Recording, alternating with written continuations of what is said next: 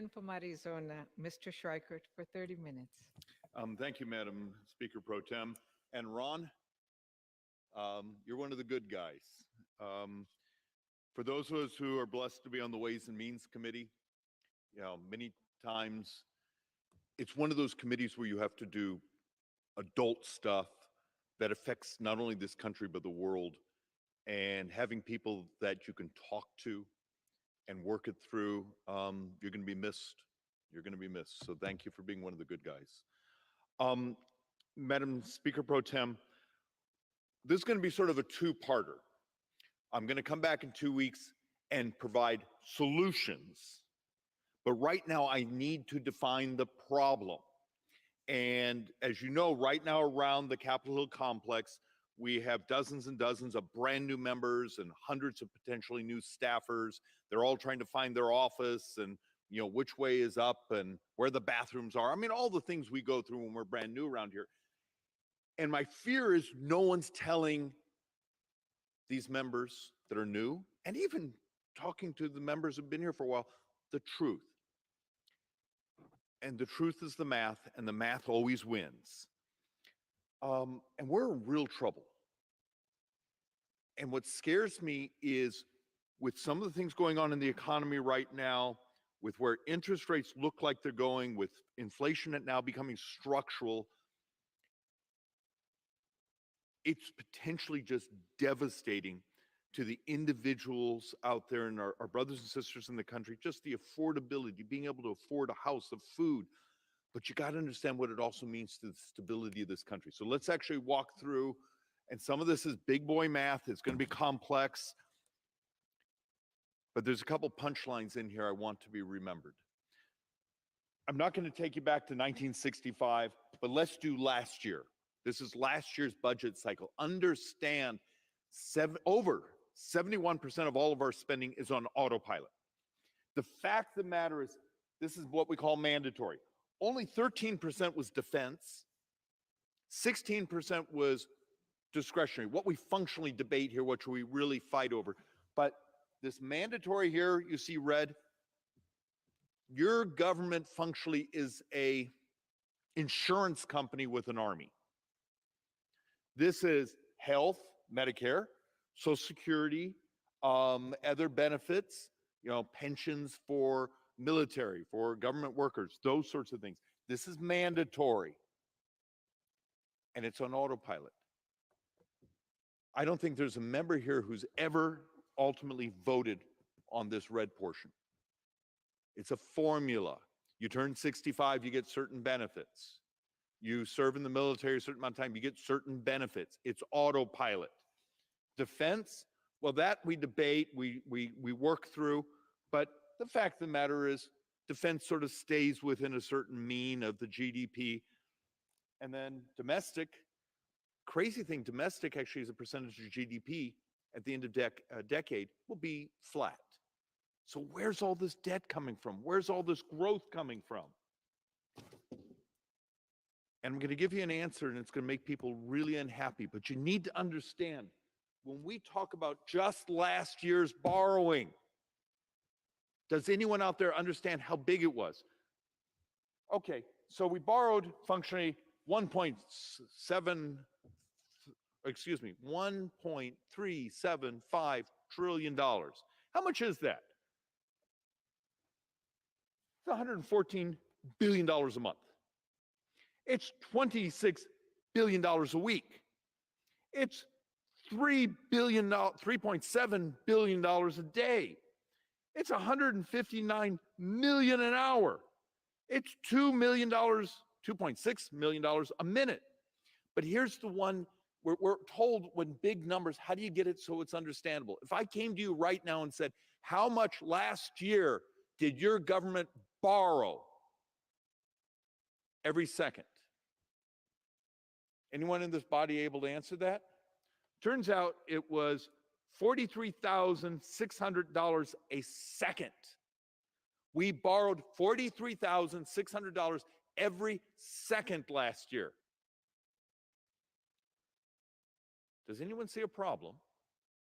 Or is it one of those things that as long as we're handing out goodies and subsidizing the folks who will vote for us or contribute to us, the world is good? So where's all this debt coming from?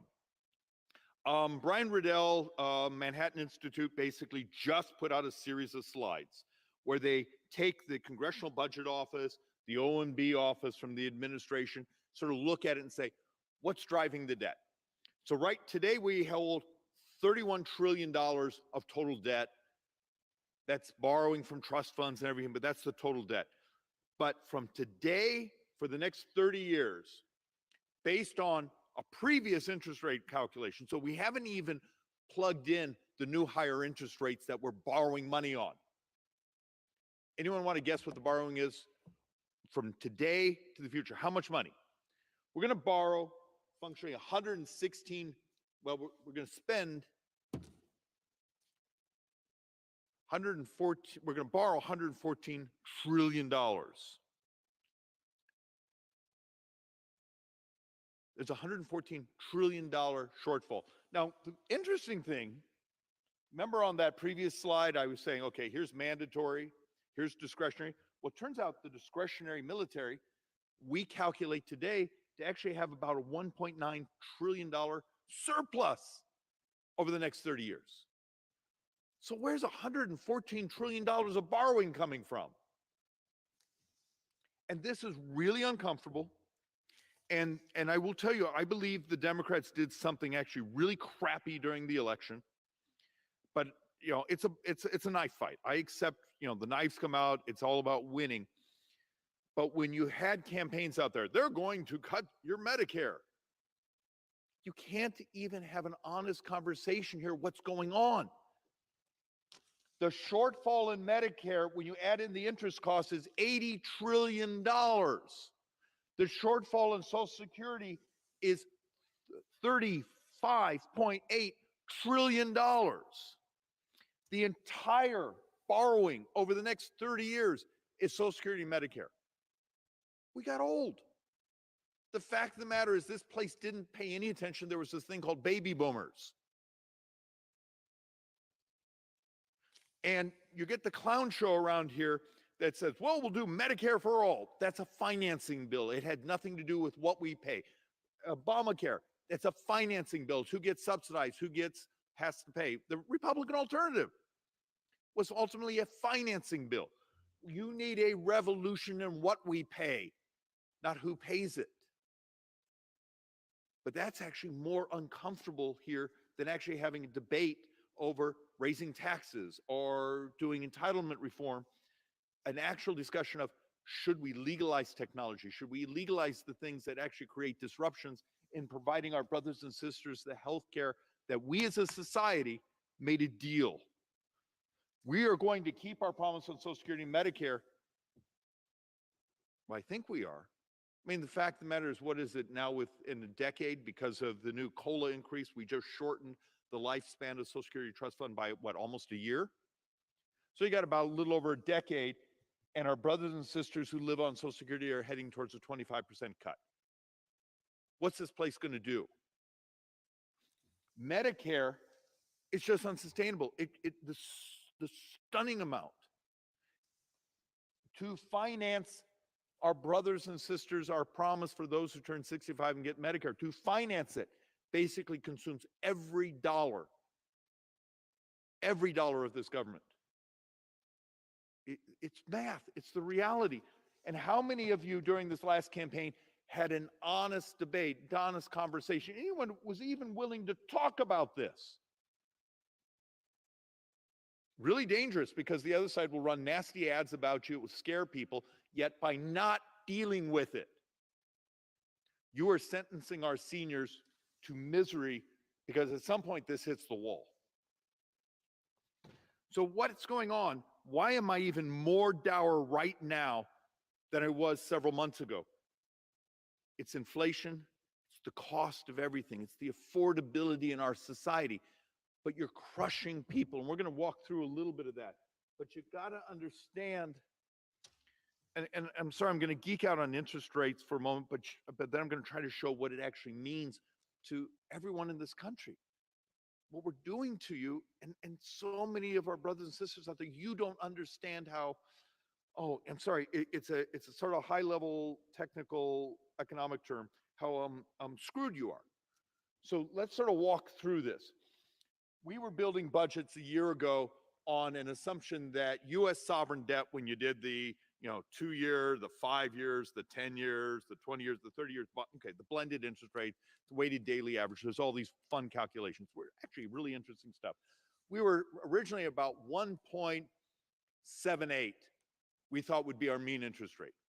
Then last, what was it? Was this March or May? March, we recalculated because of this thing called inflation.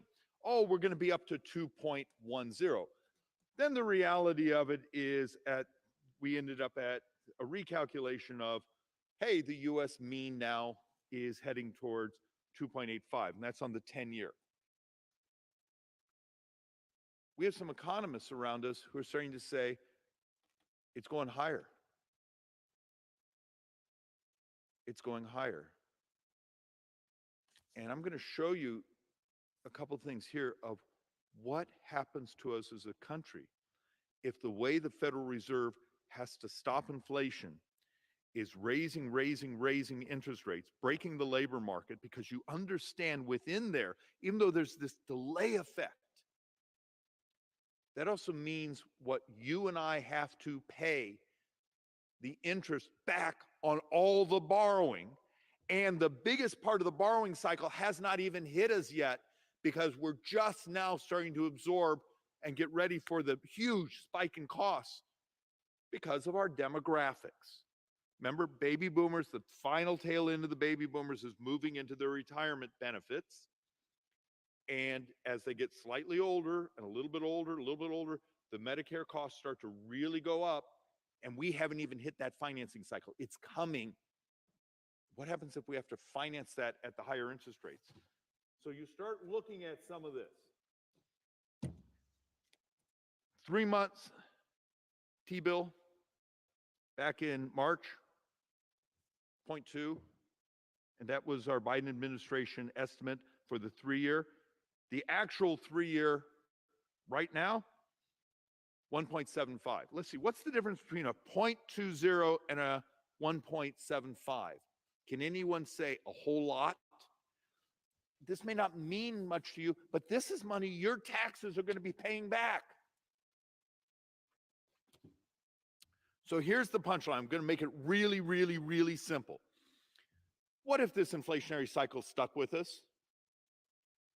What if instead of that, what was it, 1.78 or even the 2.3% interest rate on US sovereign debt, what if it were 2 points higher, just 2% higher, which functionally 15 years ago, that's where we were at. Remember, we actually had a reprieve, completely fake economic reprieve for a decade with artificially low interest rates. So we were borrowing, and the Federal Reserve kept interest rates lower, particularly since 2008. And now we're about to pay the cost of it. So what would happen if we paid that 2% higher? Functionally at the end, and my math is a little bit less, the end of 30 years, 100% of all tax receipts, of all taxes, all tariffs, everything that comes into the government, 100% goes just to pay interest. You got to understand how sensitive we are as a government, as a society, as a country now, how fragile we've made ourselves, because we're going to borrow what, another 1 to 1.3, there's one estimate, $1.4 trillion this year. We're never paying anything off. We're borrowing, and it gets worse and worse and worse and worse because our demographics as we get older, unless we crash the price of healthcare. So that's going to be 2 weeks from now. We're going to talk about things we could do to accomplish that. But are you prepared to live in a country that if our mean interest rate goes up 2%, stays there? All tax receipts go just to cover our interest. There's no more government, there's no more military, there's no more benefits, there's no more Social Security, there's no more Medicare. This is why it's so crucial around here to have an honest conversation that where people put batteries in their calculator. Instead, this place is living on theater. Oh, modern monetary policy. We can spend all the money we want. Look, nothing happened. Oh, got it. Didn't work. And in many ways, I can show you right now, the largest tax increase in modern history has happened in the last year. If the fact matter, you live in my Phoenix, Scottsdale area, and you are a working person, you are a hardworking taxpayer, and you have not had a pay hike,